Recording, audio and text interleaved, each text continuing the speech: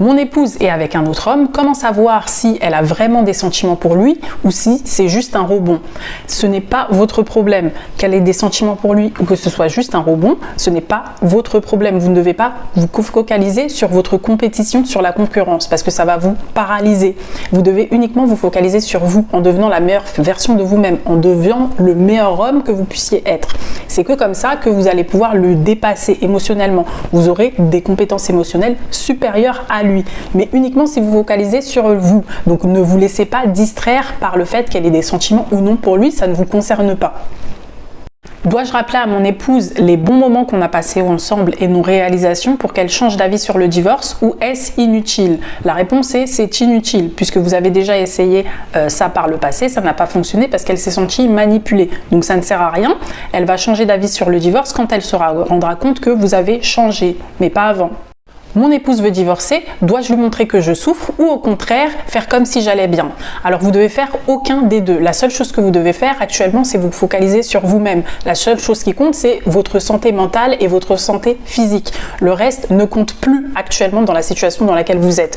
De toute façon, votre femme veut se réconcilier avec un homme en qui elle a confiance, un homme qui est émotionnellement indépendant. Si vous dépendez encore d'elle, vous devez vous reconstruire. Vous devez vous reconnecter à vous-même, avoir une connaissance profonde de vous-même et répondre à vos propres besoins émotionnels par vous-même. Le reste ne compte pas. Vous devez vous sauver vous-même avant de vouloir sauver votre mariage.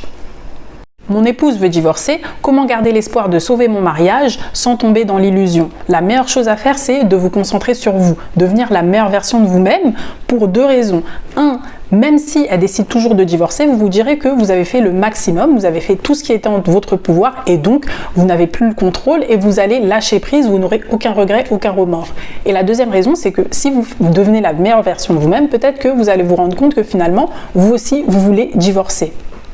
Quand je parle à mon épouse, elle se met directement sur la défensive. Comment éviter cela? Pour éviter cela, il faut utiliser « je » et non pas « tu ». Donc quand vous vous adressez à votre épouse, vous dites « je ressens de la colère, je ressens de la haine, je ressens de la frustration ». Au lieu de dire « tu me frustres », tu me rends en colère. Parce que si vous dites tu, elle va se sentir automatiquement attaquée, donc elle va se défendre, tout simplement. Comment créer une connexion émotionnelle avec mon épouse alors qu'elle ne ressent plus rien pour moi? La première chose, c'est d'accepter sa décision de divorcer.